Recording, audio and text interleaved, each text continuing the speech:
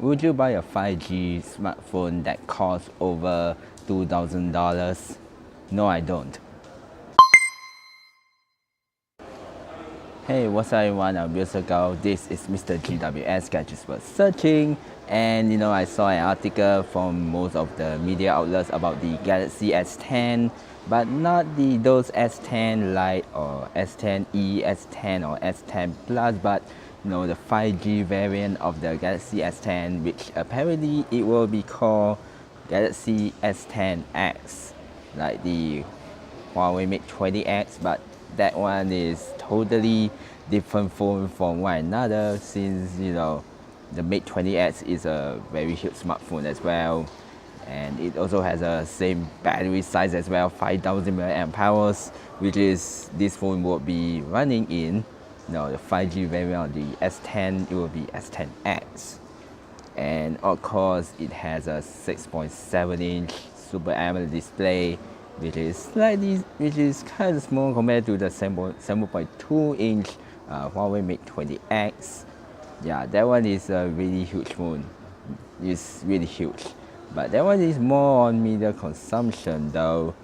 And of course, that phone, the S10X, will have 4-wheel cameras and 2 front-facing cameras. It also has much of the top-of-the-line specs on 2019, either the Exynos 9820, I think that's what they call, or the Snapdragon 855. RAMs in terms of RAM is 10 or even 12 gigs of RAM. Yeah, it's kind of ridiculous. And of course, it has a 512 or 1 terabyte storage options. Since right now since the flagship phones on the iPhone XS Max, XS, or even the Galaxy Note 9 already has a 512 gigs of storage, so we kind of expect to have slightly more at a more expensive price range. And of course, Exynos variants, it will have their dedicated Exynos 5100 5G modem, which Singapore for now hasn't really started up 5G broadband yet. As long as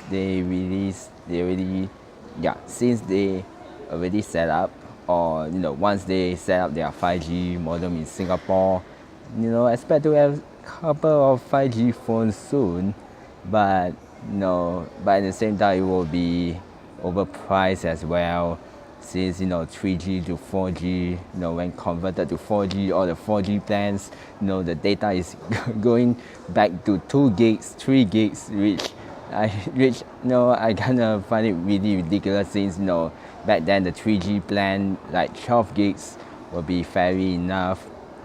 But from 4G to 5G, I would say it's not much of a difference unless you are at the more remote areas. And yeah, the price tag is between $1,400 and $1,600, which is US dollars, and $1,600 US dollars, which converted to over 2,164. Of course, if added those Singapore tax, it will be much more expensive.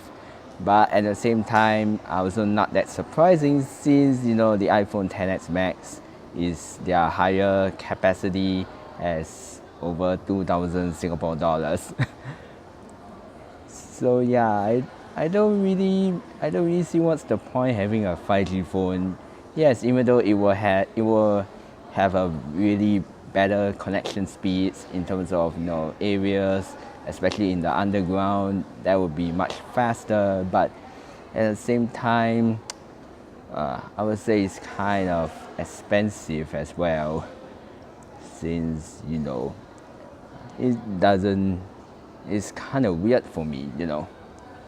So yep, what do you thought about the 5G Galaxy S10X?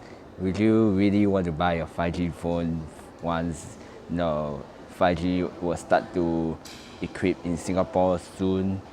Maybe not now, maybe in the future, like a year later or something.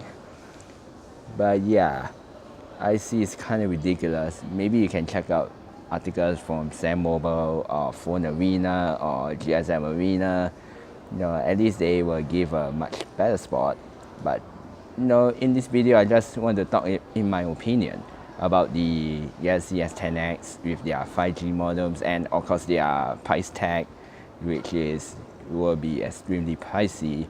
Even though it will be launched next month, I think not this month.